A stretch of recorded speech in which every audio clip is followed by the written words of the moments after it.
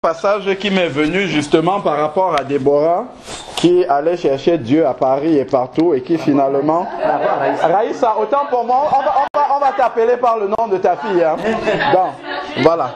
Par rapport à Raïssa qui allait chercher Dieu très loin de chez elle et qui finalement a rencontré Dieu dans sa chambre. Donc, il y a un passage qui m'est venu, c'est dans Genèse 28, verset 10. Donc, le passage c'est quoi? Genèse 28, à partir du verset 10, on va le lire. D'accord. Genèse 28, à partir du verset 10.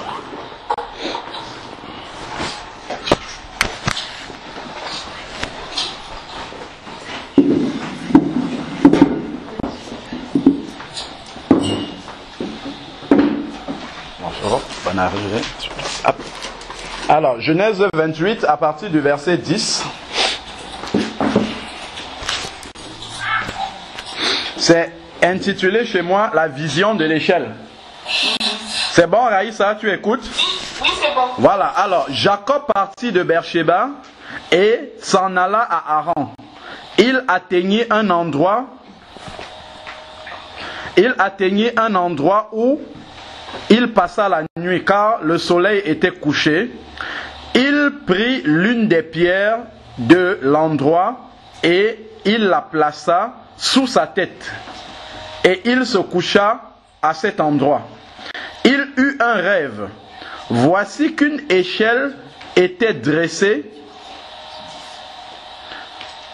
sur la terre, et son sommet touchait le ciel. Et les anges de Dieu y montaient et descendaient. Or, l'Éternel se tenait au-dessus d'elle, et il dit, je suis l'Éternel, le Dieu d'Abraham, ton père, et le Dieu d'Isaac. Et le Dieu d'Isaac, la terre sur laquelle tu es couché, je te la donnerai à toi et à ta descendance. Ta descendance sera innombrable comme la poussière de la terre, et je t'étendrai de l'ouest à l'est, au nord et au sud. De toutes les familles de la terre seront bénies en toi et en ta descendance. Donc en fait ici, dans ce passage-ci, Jacob quelque part pensait qu'il était abandonné du Seigneur et que le Seigneur était très loin de lui. Et le Seigneur lui a donné ce songe-là. Et il y a quelque chose qui attire vraiment mon attention, c'est que dans le songe, il y avait une échelle qui allait de lui jusqu'au ciel. Et regardons, il y avait les anges de Dieu, ils montaient et descendaient. Est-ce que tu vois dans quel sens les anges font? Les anges montent à partir de Jacob et ensuite ils descendent. Ça veut dire que la présence de Dieu était déjà sur lui et il ne le savait pas. Les anges montaient, donc la présence de Dieu était sur lui, donc ça partait, les anges de Dieu étaient sur lui, avec lui, et montaient vers le Seigneur, puis ensuite redescendaient. Donc des fois, on peut aller chercher Dieu très loin, alors que là où nous sommes là, il est là présent. Et comme Claudia l'a dit, il faut juste ouvrir sa bouche et invoquer le Seigneur. Et le Seigneur nous répond là où nous sommes. Donc comme on a dit, ce qui est important, c'est la rencontre personnelle avec Dieu. Et cette rencontre personnelle-là, en fait, Dieu, il se révèle. On peut parler de Dieu comme ça aux gens, mais Dieu se révèle personnellement à chacun. Et la révélation personnelle de Dieu, c'est celle-là qui transforme. Parce que les gens peuvent te parler de Dieu, mais quand tu as expérimenté Dieu personnellement, c'est pas la même chose. C'est pas la même chose du tout. Et effectivement, comme on l'a vu encore, et ça va être important aussi pour Christian, quand tu as Dieu personnellement, même si le Seigneur ne t'accorde pas la grâce de marcher dans une assemblée, tu marches avec Dieu, c'est le plus important déjà. Et Dieu fera le reste. Et ça, c'est très important. Amen. Que Dieu soit béni pour cette marche-là. On va faire 2-3 commentaires déjà dans ce qu'elle a dit et ce qu'on a déjà écouté jusqu'à présent. Amen. Bon, alors, L'église, c'est l'église de Jésus, d'abord. Si un homme vous dit qu'il a une église, il faut partir en courant. C'est le seul propriétaire de l'église, c'est Jésus. Alain Patrick n'a aucune église, du tout, du tout. Donc ça, c'est la première chose. Et mais bon, on comprend. La sœur est nouvellement convertie, elle n'a pas encore le langage, le vocabulaire approprié. Donc on comprend bien. Mais effectivement, il faudrait qu'on puisse... nous qui avons déjà les premiers pas, quand on voit un enfant marcher à côté de nous, et s'il tombe, on le tient par la main, on le relève, on lui dit la prochaine fois ne mets pas ton pied comme ça, redresse-le. Amen. Donc en fait, la sœur a dit qu'elle cherchait une église. Bon, il n'y avait pas à chercher l'église, parce que l'église c'est toi. Tu vois, l'église ce sont des personnes. Hein? L'église c'est pas un lieu. Ce sont vraiment des personnes qui sont nées de nouveau. On a parlé d'une rencontre personnelle avec Jésus. Donc c'est l'ensemble vraiment des personnes qui ont expérimenté cette rencontre personnelle-là avec Jésus et qui ont reçu l'Esprit de Dieu en eux. Et quand ils ont reçu l'Esprit de Dieu, ils sont devenus une nouvelle créature, ce qu'on appelle la nouvelle naissance. Et donc il y a quelque chose aussi que j'ai pu déceler, c'est que souvent on mélange le baptême et la nouvelle naissance. On mélange les deux, on ne situe pas très très bien comment ça se passe. En fait, en réalité, qu'est-ce qui se passe? On prend acte 2, verset 38, on va voir comment ça marche. C'est très simple. Le jour de la Pentecôte, les personnes qui écoutaient Pierre prêcher sur la résurrection de Jésus ont demandé à Pierre que faut-il faire pour être sauvé. Acte 2, verset 38 et verset 37 déjà. Après avoir entendu cela, ils eurent le cœur vivement touché et ils dirent à Pierre et aux autres apôtres, frères, que ferons-nous? Pierre dit, repentez-vous et que chacun de vous soit baptisé. Donc, la repentance, c'est la première étape de la conversion. Avant la repentance, il y a le verset 37, ils eurent le cœur vivement touché, c'est-à-dire la conviction de péché. Conviction de péché, c'est-à-dire on réalise qu'on est pécheur et qu'on est perdu. C'est ce que nous dit Romains 3, verset 23, tous ont péché et sont privés de la gloire de Dieu. Romains 6, au verset 23, nous dit le salaire du péché, c'est la mort. Donc on réalise que là où nous sommes morts. Donc si on meurt physiquement à ce moment-là, c'est l'enfer assuré. Donc par contre, la suite du verset 6 du verset 23 de Romains 6 nous dit, mais le don gratuit, c'est ça, hein, en Jésus, c'est la vie éternelle. C'est ça, hein, mais le don gratuit de Dieu, c'est la vie éternelle en Jésus-Christ, notre Sauveur. C'est ça même la bonne nouvelle. C'est que nous étions perdus et le Seigneur est mort pour nous. Donc, lorsque nous nous repentons, première chose, donc, si quelqu'un dit qu'il est né de nouveau et qu'il n'est pas repenti, c'est qu'il n'est pas né de nouveau. C'est la première chose. Donc, ensuite, une fois qu'on est repenti de ses péchés, il faut maintenant confesser Jésus comme Seigneur et Sauveur, accepter Jésus comme Seigneur et Sauveur. Parce que la repentance, qu'est-ce qu'elle fait? Elle nettoie notre cœur et puis maintenant notre cœur est vide. Il est propre. Il peut recevoir maintenant ou Dieu ou un autre esprit. Hein? C'est ça.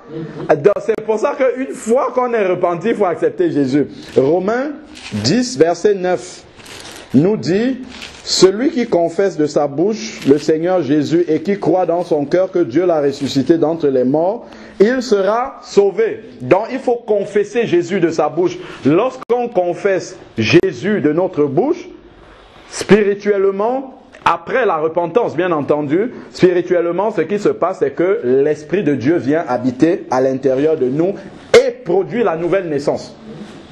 Donc, dès cet instant-là, nous sommes nés de nouveau. Maintenant que nous sommes nés de nouveau, immédiatement après, acte 2, verset 38, Pierre dit « Et que chacun de vous soit baptisé ». Donc, le baptême vient sceller la nouvelle naissance, en fait. Le baptême vient concrétiser la nouvelle naissance.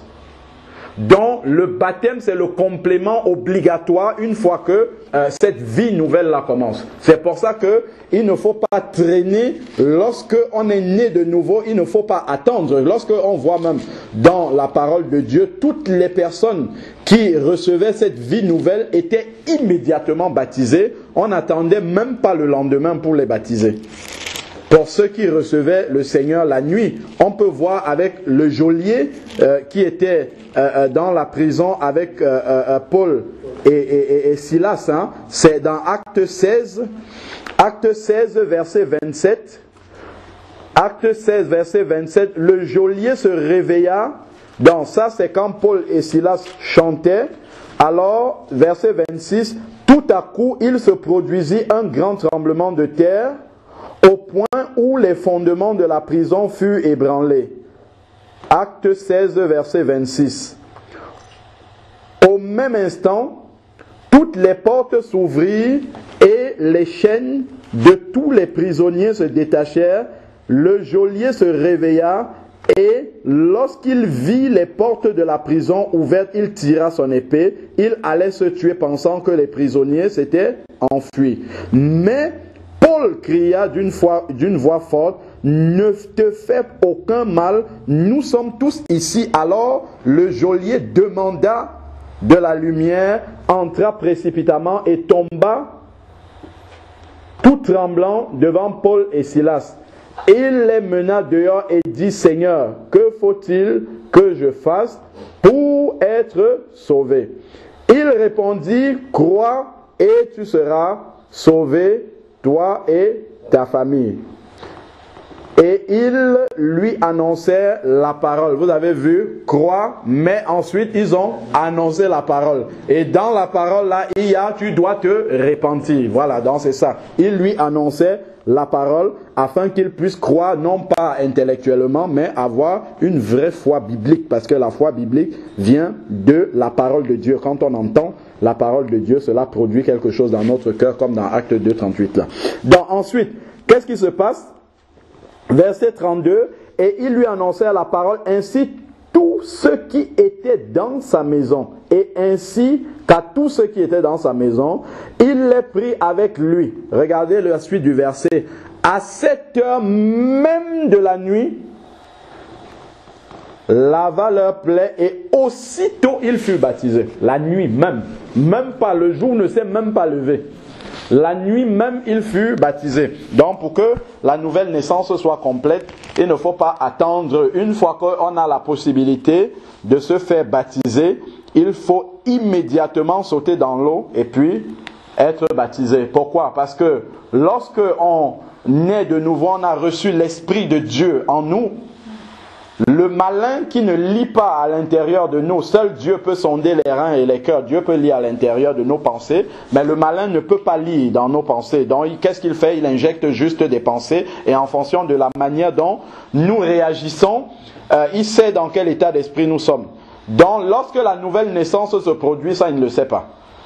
Donc, lorsque nous nous baptisons, nous entrons dans les eaux du baptême, nous sommes immergés dans l'eau, symbole de la mort à l'ancienne vie. Et lorsque nous ressortons de l'eau, résurrection à une nouvelle vie, là, il le voit et il sait que celui qui est rentré dans l'eau là, c'est au nom de Jésus, dont il ne m'appartient plus. Amen. Désormais, il ne m'appartient plus. Il est passé de mon royaume au royaume de Dieu. Donc, c'est pour ça qu'il ne faut pas attendre pour se faire baptiser. Et là, maintenant, quand le malin prend acte comme ça, là, quand tu vas te placer devant lui et tu vas dire, au nom de Jésus, sors, il va obéir parce qu'il sait maintenant qu'il doit avoir peur. Ça, c'est la première chose. Ça, c'est pour ça que c'est une des raisons pour lesquelles les apôtres ne traînaient pas pour baptiser les gens. Immédiatement, parce que c'est le complément immédiat de la nouvelle naissance. Il faut absolument, on voit même Jésus, avant de commencer son ministère, bien qu'il n'avait absolument pas besoin d'être baptisé, il est quand même allé dans les eaux du baptême. Même Jean a dit non, c'est toi qui dois me baptiser, mais Jésus a dit non, laisse faire. Laisse faire. Pourquoi? Parce que Jésus est le modèle parfait du disciple. Donc Jésus devait passer par toutes les étapes par lesquelles le disciple doit passer. Et la toute toute première étape avant de commencer quoi que ce soit dans le ministère, d'abord les eaux du baptême. Donc avant de commencer à prétendre de marcher avec Jésus, d'abord l'obéissance. Le baptême, c'est un acte d'obéissance. C'est là où on témoigne publiquement de son engagement envers le Seigneur Jésus. Donc il ne faut pas réfléchir sur le baptême, on ne réfléchit pas là-dessus. Donc immédiatement, dès que c'est possible, il faut le faire le plus rapidement qu'il soit. Parce que si Jésus revient avant, on peut avoir quelques problèmes quand même. Si ça dépendait de nous, on peut avoir des problèmes. Est-ce que vous avez compris? Le baptême, c'est vraiment urgent, c'est urgentissime. Parce que s'ils baptisaient la nuit, ça veut dire que c'était urgent. Si ce n'était pas urgent, ils auraient dit, bon, ok, on attend le lever du jour, on a un peu de temps, on va voir. Non, s'ils baptisaient la nuit, ça veut dire que le baptême, c'est indispensable. Et c'est surtout vraiment urgent, une fois que quelqu'un a reçu le Seigneur. Prenons maintenant acte 8 que nous tous nous connaissons. Comment on l'appelle là? L'eunuque éthiopien qui a rencontré de l'eau et qui demande à Philippe, voici de l'eau, que faut-il encore? Voilà, c'est le verset 36.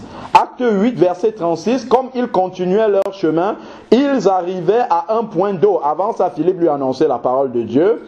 Et l'eunuque dit, voici de l'eau, qu'est-ce qui m'empêche d'être baptisé? Philippe lui dit, si tu crois de tout ton cœur, cela est possible. Donc la seule chose, c'est de croire de tout son cœur. Quand on parle de croire de tout son cœur, c'est pas un cœur souillé qui croit, c'est un cœur repenti qui croit. Amen. Donc il y a la repentance qui passe avant. Donc, si tu crois de tout ton cœur, c'est la seule condition. Il n'y a pas à aller suivre des cours de catéchisme. C'est juste de croire, se repentir de ses péchés et accepter Jésus comme Seigneur et Sauveur. Et on est baptisé immédiatement. Si on tourne, regardez l'apôtre Paul, acte 9, la suite. La même chose, lorsque Ananias est venu rencontrer Saul de Tarse, alors verset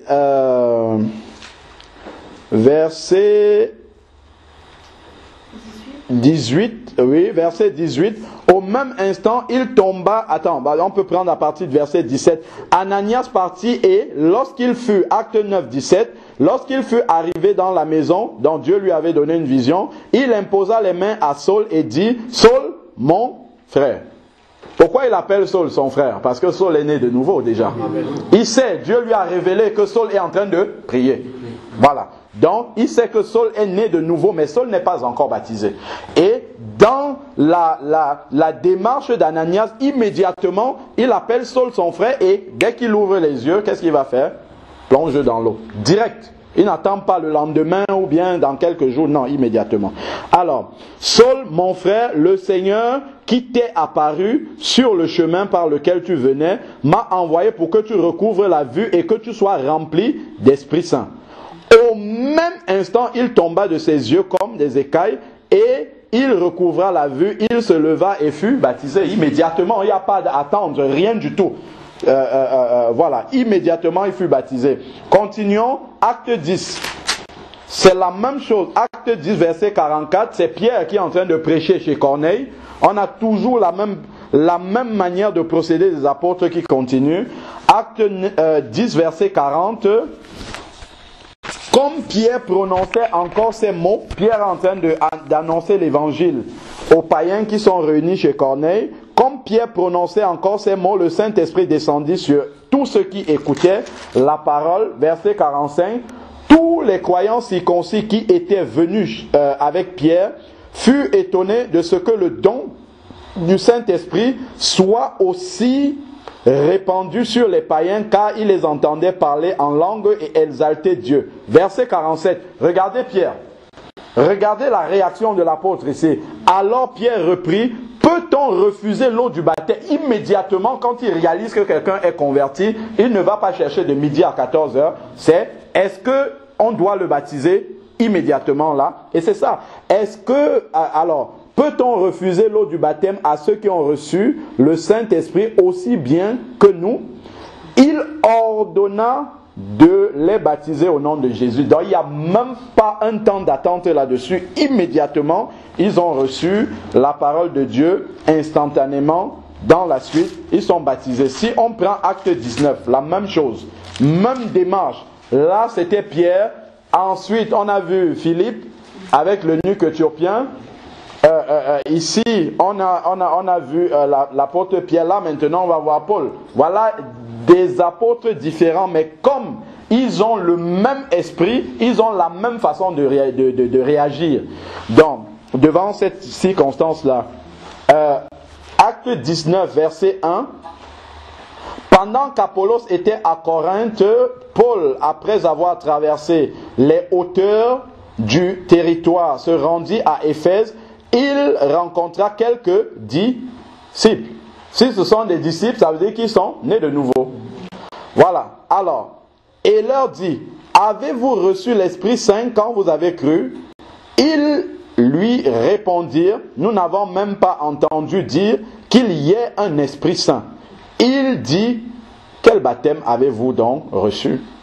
Immédiatement, vous n'avez pas le Saint-Esprit, ça veut dire que vous n'êtes pas baptisé, ou bien il y a un problème avec votre baptême. Il dit, quel baptême avez-vous donc reçu? Il répondit, le baptême de Jean, verset 4.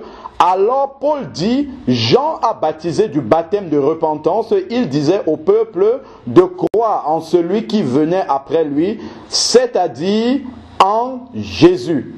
Sur ces paroles, vous voyez, immédiatement, il dit une parole et sur ces paroles, il fut baptisé. C'est-à-dire, là où Paul était, il a juste cherché un coup d'eau à côté, hop, les eaux du baptême.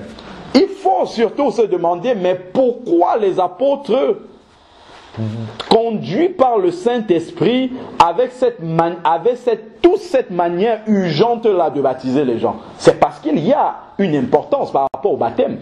C'est quelque chose de capital. Jésus est passé dans les eaux du baptême, ensuite il a été dans le désert, et là il a été tenté par le malin. Et la parole maintenant la parole que Jésus a confessée a eu une autorité sur le malin. C'est vrai que Jésus, dès sa naissance, avait déjà l'autorité sur le malin, parce que Jésus est Dieu, mais dans la manière dont les choses sont agencées, dans le chemin que Jésus a tracé, il y a quelque chose qu'on doit voir là pour le disciple. C'est que Jésus a été baptisé. D'abord, quand on lit dans Luc, allons-y, prenons le parcours de Jésus. On va voir la marche, les étapes de la vie du disciple au travers de la vie de Jésus. Luc 1, verset 35. Qu'est-ce qu'il nous est dit? Luc chapitre 1, verset 35. Au travers de la marche de Jésus, on va voir exactement comment le disciple doit marcher, comment est-ce que le disciple doit grandir. Et Jésus est passé par ces étapes, bien qu'il n'en avait pas besoin.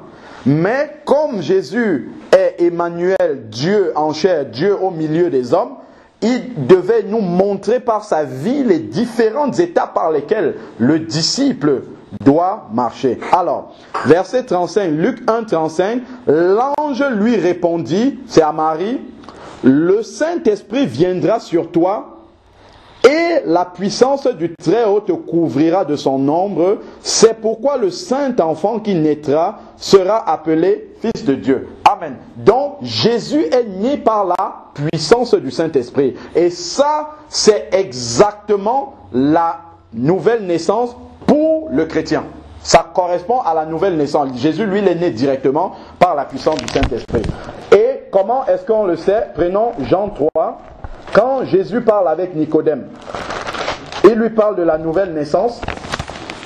Je nous passe le début et on peut lire directement à partir du verset 5. Jean 3, verset 5. Jésus lui répondit, répond à Nicodème, en vérité, je te le dis, si un homme ne naît d'eau et d'esprit, donc s'il ne reçoit pas le Saint-Esprit, il ne peut voir le royaume de Dieu. Donc la nouvelle naissance est produite par l'Esprit de Dieu qui vient habiter à l'intérieur d'un cœur, d'un corps. Voilà. Donc ça produit la nouvelle naissance et ça correspond à la naissance de Jésus par la puissance du Saint-Esprit. Jésus n'est jamais né de nouveau, hein. C'est pas ce que je suis en train de dire, mais je suis simplement en train de dire que au travers des étapes de la vie de Jésus, on voit la correspondance dans la vie d'un disciple, d'un pécheur perdu qui devient un enfant de Dieu.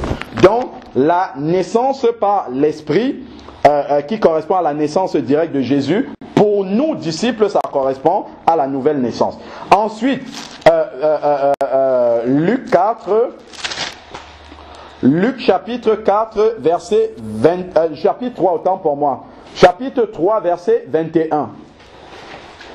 Tandis que tout le peuple se faisait baptiser, Jésus fut aussi baptisé. Donc, deuxième étape du disciple, c'est le baptême. Une fois qu'il est né de nouveau, comme Jésus est rentré dans les eaux du baptême, de la même façon, le disciple aussi doit passer par les eaux du baptême.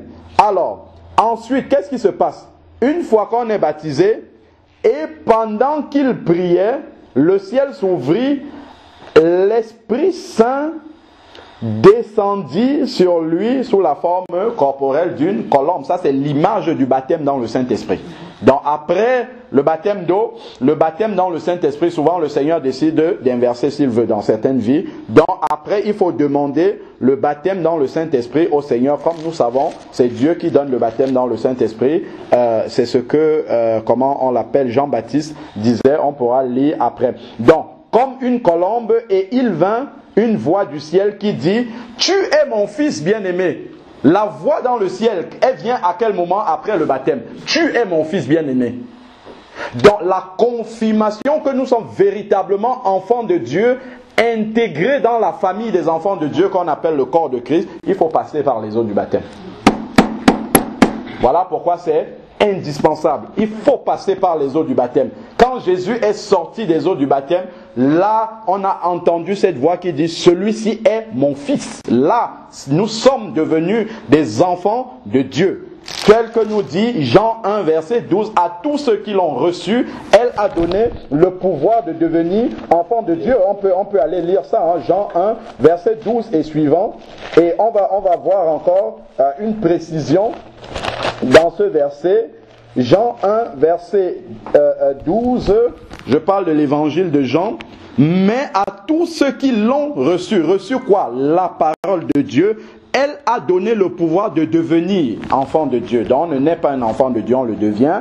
À ceux qui croient en son nom et qui sont nés non du sang, ni de la volonté de la chair, ni de la volonté de l'homme, mais de Dieu. Qui sont nés de Dieu, nés du Saint-Esprit, qui ont reçu l'Esprit de Dieu. Et après, une fois que c'est complété par le baptême d'eau, là, Dieu dit, celui-ci est mon fils. Ça, c'est mon enfant. Voilà, donc c'est une confirmation et l'autre est aussi là pour entendre cette déclaration du Seigneur. Hein. L'autre, on comprend de qui je parle. Il est là aussi parce que c'est une déclaration publique. De la même façon que Colossiens 2 nous dit que Jésus, verset 14, 15 et suivant, Jésus les a livrés, pas dans une chambre, mais publiquement en spectacle. Donc, à ce moment-là, ce verset-là devient vrai dans notre vie. C'est public aussi lorsque nous témoignons cet engagement-là de marcher avec le Seigneur au travers justement de notre baptême. Amen. Ça, c'est quelque chose d'important. Le baptême n'est pas facultatif. Pas du tout. C'est quelque chose de très urgent. C'est ce qu'on est en train de dire. Donc, c'est pour ça, si je prends la peine que nous nous arrêtions là, c'est surtout pour nos bien-aimés qui ne sont pas encore baptisés. Il ne faut même pas réfléchir une minute sur la question du baptême. Je suis en train de vous le dire. Moi, j'ai réfléchi 6 mois sur le baptême. Après être né de nouveau. Parce que avant, j'étais dans une religion où on m'avait mis quelques gouttes d'eau sur la tête. Et étant né de nouveau, je pensais que c'était ça le baptême. Mais quand le Seigneur m'a dit, tu dois passer par les eaux du baptême, là, je n'ai pas pu attendre une journée de plus. Voilà, si ça ne dépendait que de moi, ça devait être le même jour. Donc, voilà un peu, dans la parole de Dieu, l'urgence de passer dans les eaux du baptême. Après, maintenant, la signification même, concrètement, du baptême, on sait bien, et on sait tous, hein, mais c'est bien toujours de le rappeler, que c'est la mort à notre ancienne vie et la résurrection à une vie complètement nouvelle. C'est cet engagement de bonne conscience, comme dit l'apôtre Pierre, pour marcher avec le Seigneur Jésus. Romains 6, verset 3. Romains 6, verset 3. Oui, Romains 6, verset 3. D'accord. Ignorez-vous que nous sommes... Bon, je vous laisse trouver. Romains 6, verset 3.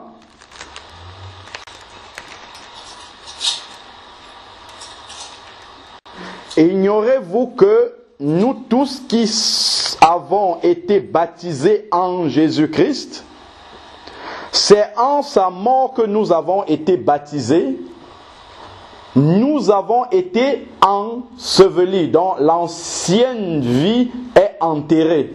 Donc le baptême, c'est un enterrement. C'est l'enterrement de l'ancienne vie avec lui par le baptême, afin que, donc il faut d'abord que l'ancienne vie soit enterré, et il dit afin que, donc ça veut dire que il y a une conséquence à cet enterrement là, afin que comme Christ est ressuscité d'entre les morts par la gloire du Père, de même nous aussi nous marchions en nouveauté de vie. Donc marcher réellement, concrètement, pratiquement en nouveauté de vie, c'est une conséquence de l'enterrement de l'ancienne vie. Et le baptême est la matérialisation de l'enterrement de cette vie-là. Et spirituellement, l'enterrement se passe au moment de la repentance. Donc, il y a une partie spirituelle qui se passe au moment de la repentance, et il y a une partie manifeste physique qui se passe au moment du baptême d'eau. Et ça, ces deux-là, nous devons absolument les avoir dans notre vie autant que cela est possible et dépend de nous. Donc, il ne faut pas attendre pour recevoir le baptême. Le plus rapidement, je répète encore, il faudrait que nous le fassions. Amen. Amen. Je vais poursuivre d'abord jusqu'à la suite, jusqu'à la fin. Et ensuite, on va passer aux questions.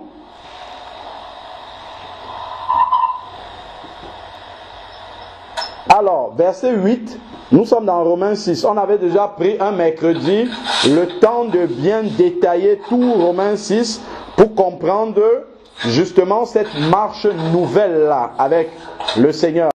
Alors, verset 8, Romains 6, 8. Or, si nous sommes morts avec Christ, nous croyons que nous vivrons aussi avec lui. Sachant que Christ ressuscité d'entre les morts ne meurt plus, et ainsi de suite, la mort ne domine plus sur lui. Donc, on comprend bien que le baptême qui est ce symbole de cette mort-là est une étape capitale, parce que après il faut vivre avec Christ, comme Christ est ressuscité d'entre les morts, nous ressortons des eaux du baptême avec cette vie nouvelle-là. Et même quand Jésus a parlé à Nicodème dans Jean 3, il parle de naître d'eau et d'esprit. L'eau également est important pour matérialiser ce lavement complet là de notre vieille nature qui reste dans les eaux du baptême, et lorsque nous sortons comme étant une plante nouvelle complètement liée à Jésus et marchant avec lui. C'est ça que ce passage là nous explique. Amen. Lui, c'était quoi ta question? Ma question en fait c'était en fait j'ai pas eu besoin de beaucoup de choses pour le Ok, d'accord. Bon. Il y a les envies que nous avons et il y a la parole de Dieu. Amen. La Bible nous dit dans Jean 12 au verset 48 que à la fin c'est cette parole-là qui va nous juger. Donc c'est la parole de Dieu qu'il va ouvrir et il va nous dire, est-ce que ce que tu dis là c'est écrit dans ma parole? Jean 12 verset 48. Donc, nous ne pouvons pas nous appuyer sur nos envies, parce que si tu es baptisé dans une baignoire et que Jésus revient, tu vas monter au ciel. Et si tu n'es pas baptisé du tout, tu auras des problèmes parce que tu attends. C'est ça qu'il faut savoir. Parce que demain ne t'appartient pas. Alors, verset 48 de Jean 12, celui qui me rejette et qui ne reçoit pas mes paroles à son juge, la parole que j'ai prononcée, c'est elle qui jugera au dernier jour. Donc, ça doit être conforme à la parole. Bon, 1. Lorsqu'on a lu dans Acte 2, verset 38, lorsque Pierre a dit à ces personnes-là, repentez-vous et que chacun de vous soit baptisé, qu'est-ce qu'il a dit? Au nom de Jésus. C'est le nom de Jésus qui change tout. C'est pas la baignoire, c'est pas le lac, c'est pas ça qui change. C'est le nom de Jésus. Parce qu'il a le nom au-dessus de tout nom. C'est ça qui fait le baptême. C'est pas la baignoire, c'est pas la piscine, c'est pas les éléments naturels. Il faut que l'être humain se détache de ce qui est naturel. Nous rencontrons Dieu en esprit, pas au travers des éléments de la nature. C'est pas ça qui fait quelque chose. C'est l'esprit de Dieu qui fait quelque chose. Donc, c'est le nom de Jésus qui fait en sorte que spirituellement, quand on trempe quelqu'un dans l'eau et qu'on prononce ce nom-là, ça a de l'effet. C'est ça qui est le plus important. Si nous nous attachons maintenant à ces... Il y a même des frères qui m'ont demandé, non seulement ils sont convaincus qu'il faut plonger les gens à l'extérieur forcément, mais en plus de ça, ils se disent qu'il faut être baptisé dans le Jourdain même. Si ce n'est pas dans le Jourdain, le baptême n'est pas valable. Il y a un frère qui m'a demandé, est-ce que tous les eaux du monde entier communiquent avec le Jourdain? Pourquoi on se complique la tâche? La Bible ne parle pas de ces choses-là. Voici ce que la Bible dit, celui qui naît d'eau et d'esprit. Il faut l'eau. Pourquoi? Parce que l'eau, justement, c'est ce symbole-là qui purifie, comme le dit l'apôtre Pierre. Mais c'est le nom de Jésus. Allons encore dans Acte 4, où on voit, je crois la sœur tout à l'heure l'a dit dans sa prière, Bénédicte, Acte 4, verset 12, le salut ne se trouve en aucun, car il n'y a sous le ciel aucun autre nom. Attention, parce que ça c'est une erreur très grave de penser que les éléments de la nature ont une influence. Non, c'est le nom de Jésus. Car il n'y a sous le ciel aucun autre nom parmi les hommes par lequel ils devront être sauvés. Donc c'est le nom de Jésus qui est la chose la plus importante. Lorsque nous avons lu dans Acte 16, le geôlier qui a été baptisé la nuit, la Bible ne précise pas si c'était dans un cours d'eau, si c'était chez lui ou pas du tout.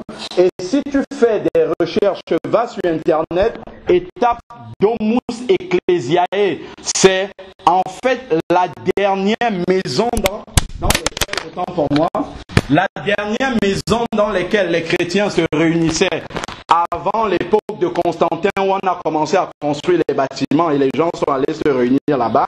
La dernière maison où les chrétiens se réunissaient avant la période de Constantin, on a les plans de cette maison-là sur Internet. Ça a été retrouvé en Syrie, il y avait un baptistère là-bas. Donc, même les derniers chrétiens, ils baptisaient à l'intérieur des maisons. Ça, c'est donc, il faut bien comprendre où est le plus important. Si on peut se baptiser dehors, tant mieux, c'est bien, on le fait, gloire à Dieu. Mais si on ne peut pas, il ne faut pas que ça soit un frein. Il ne faut pas que ça soit un blocage parce qu'on a des comptes à rendre à Dieu pour ça. Il faut vraiment faire très très attention parce que j'insiste beaucoup parce que je sais que il y a des personnes même qui sont retournées dans les eaux du baptême parce que leur premier baptême c'était dans une baignoire. Il faut faire attention à ça. Ça, ce sont des hérésies qui n'ont aucune justification biblique. Absolument aucune. Donc, le plus plongé, voilà, immergé, parce qu'il y a un enseignement spirituel là-dedans. Mais quel enseignement spirituel y a-t-il entre la baignoire et le coup d'eau? Aucun. Il n'y a absolument aucun fondement spirituel qu'on peut soutenir et dire voilà la différence entre les deux. Pas du tout. Donc il faut bien comprendre ce que signifie le baptême, à quoi ça renvoie spirituellement et voir justement si dans la façon de baptiser, si que ça soit dans une baignoire, voir est-ce qu'il y a entorse à la parole de Dieu par rapport à ça. Pas du tout. Donc voilà un peu ce qu'on peut dire par rapport à la parole de Dieu. Après, c'est bien, hein. Il faut prier justement que le Seigneur permette que tu sois baptisé dehors. Mais si tu n'es pas baptisé dehors, ben, gloire à Dieu. Ça ne va absolument rien changer sur ta marche avec Jésus. Absolument aucune. Rien changer. Le plus... Oui, oui. Oui, bien sûr, on t'écoute. J'ai écouté la parole, je suis convaincu, et quand tu es prêt, je suis libre. Bon.